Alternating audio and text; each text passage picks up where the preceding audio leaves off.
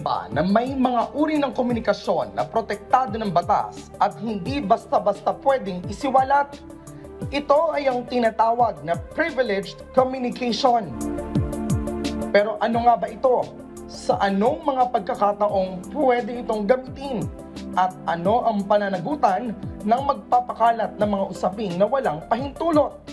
Talakayin natin ang mga halimbawa ng privileged communication at kung bakit ito mahalaga at kung paano nito pinoprotektahan ang ating mga pribadong usapan. Dito lang sa MIL 101.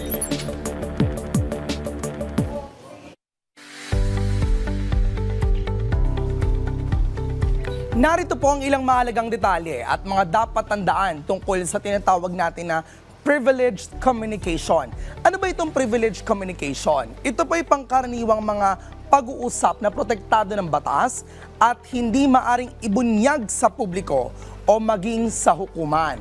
Karaniwang nangyayari ito sa pagitan ng profesional tulad ng abogado, therapist at kanilang kliyente upang mapanatiling lihim ang sensitibong impormasyon tungkol sa individual.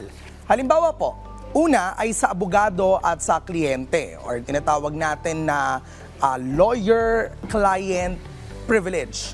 Pag-uusap tungkol sa kaso, ang mga pag-uusap tungkol sa isang legal na kaso ay hindi maaring ilabas sa korte nang walang pahintulot ng kliyente. Kasi po, yan po ay maging inadmissible to the court.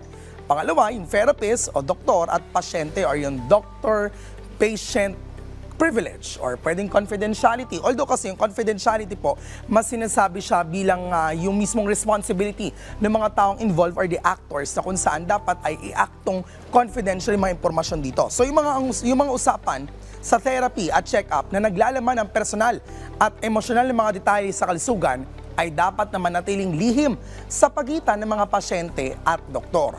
Pangatlo, pari at ang nagsisisi. Yung confessions sa ilalim ng sakramento. Hindi po rin dapat nabubunyag yan. At pang-apat, yung mag-asawa.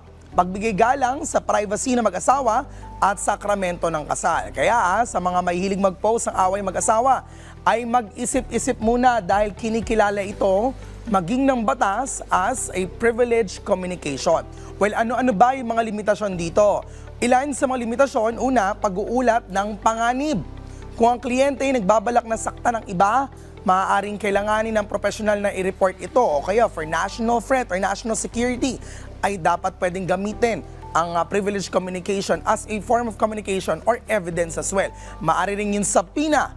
So dito, kakailanganin ng professional na ibunyag ang privileged communication sa korte kung mahalagang detalye ito sa isang paglilitis. Although syempre dapat meron pa rin approval mula sa judge ng isang regional trial court o korte in general. Paano ito nauugnay sa karaniwang tao at sa paggamit ng social media? Well, sa makabagong panahon po, ang social media ay nagiging pangunahing plataforma para sa pakikipagkomunikasyon at pagbabahagi ng impormasyon.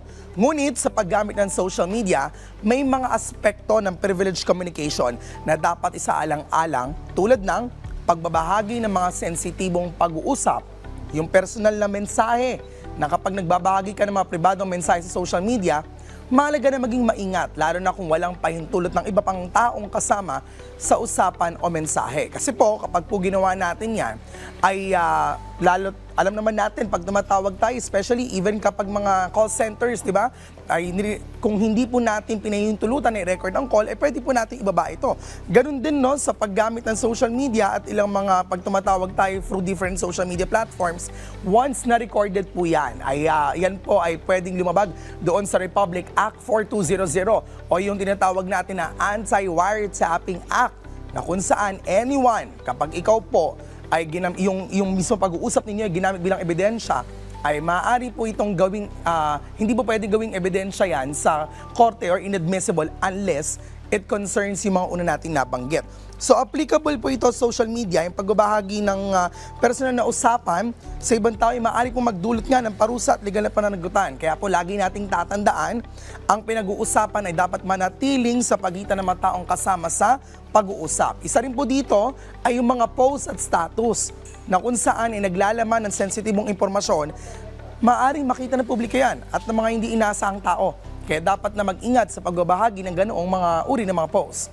Also, yung tinatawag nating privacy at security.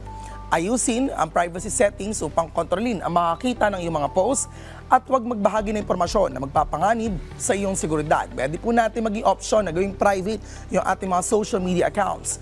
Ano ang mga maaaring parusa rito? Well, legal na parusa po rito, ang paglabag sa privileged communication ay maaaring magresulta sa mga legal na parusa tulad ng multa. Kapag po umabot yan talaga sa mga pag-record na hindi natin naasahan, even po sa video sa mga nag-video record po dyan, dahil wala pong pag-alaw ito ng kabilang aktor, ay pwede po kayong makasuhan dito. Kaya po tayo ang ating moral obligation dito. Mahalaga ang paggalang sa privacy at confidentiality upang mapanatili natin ang tiwala at ang ating integridad sa pakikipagtungo sa ibang tao. Yan po ang privileged communication na pinag-usapan natin ngayong umaga dito sa MIL 101.